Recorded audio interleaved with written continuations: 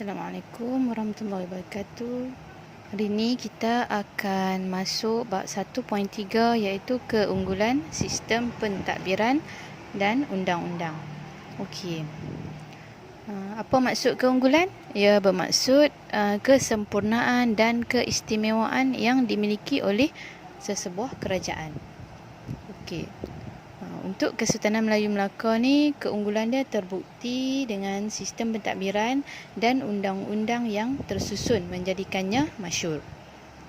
Okey. Kita tengok sistem pentadbiran. Sistem pentadbiran lengkap.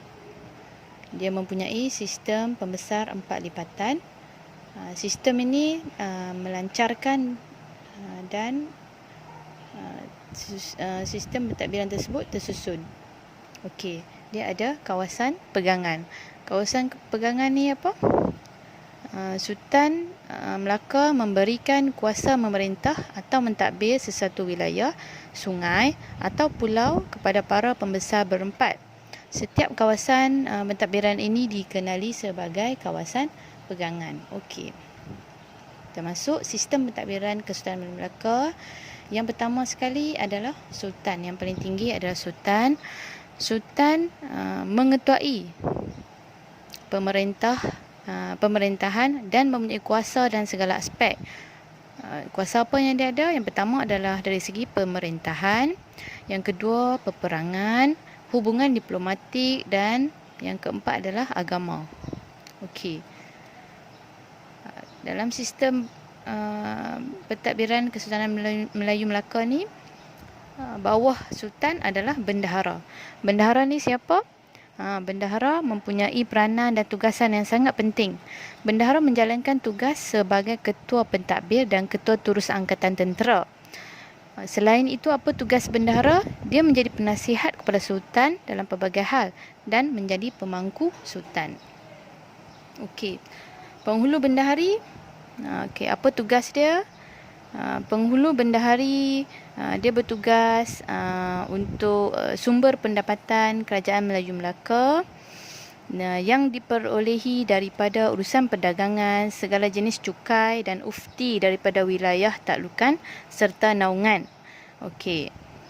Penghulu bendahari ini dibantu oleh Syah Bandar untuk mengutip cukai di pelabuhan. Okey. Okey, kita tengok. Bendahara, di bawah dia ada penghulu bendahari, temenggung dan laksamana. Okey. Seterusnya tugas temenggung. Temenggung buat apa? Okey, dia menjaga keselamatan dan keamanan di darat dan di laut. Keamanan negara menjadi teras kepada kemasyhuran Kesultanan Melayu Melaka ni. Okey.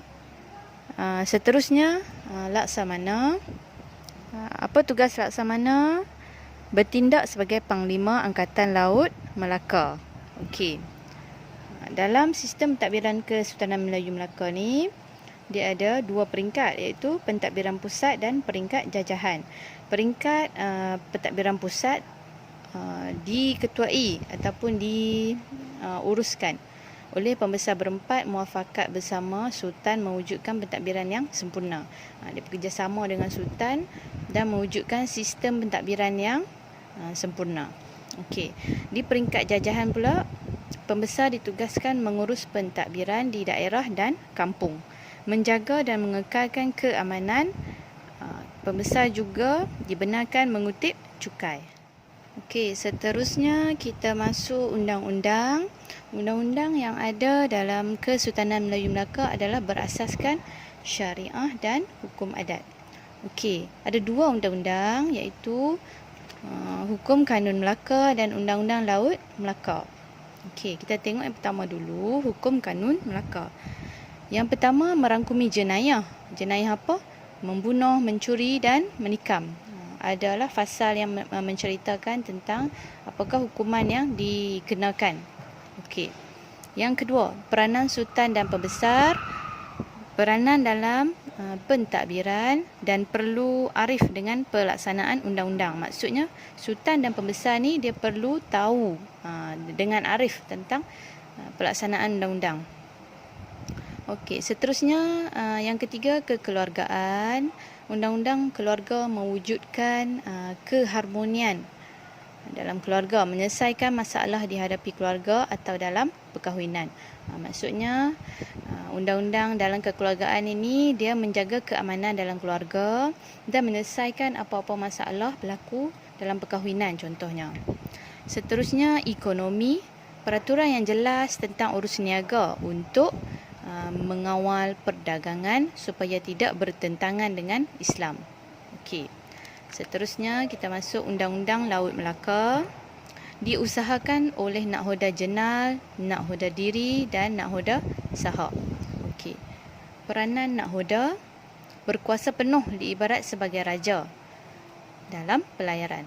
Okey, jadi semua pihak harus mematuhi arahan dan perintah Nakhoda. Dalam pelayaran tersebut, Nakhoda dianggap sebagai raja pelayaran.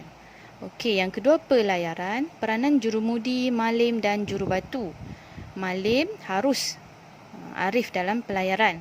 Contohnya ilmu ombak, keadaan arus dan kedudukan bulan bintang. Apa yang berlaku jika malim ini lalai, dia boleh menyebabkan pelanggaran ataupun kerosakan dan akan dijatuhi hukuman bunuh. Okey. Yang ketiga, jenayah.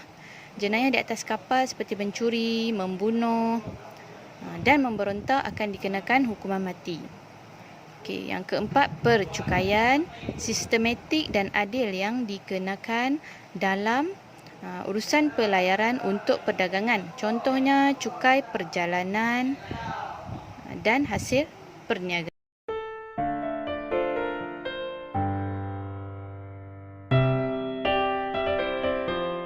Seterusnya kita akan masuk tajuk 1.4, peranan pemerintah dan rakyat. Okey, ada dua golongan, iaitu yang pertama golongan pemerintah dan golongan diperintah. Peranan sultan. Okey. Golongan pemerintah ni siapa dia?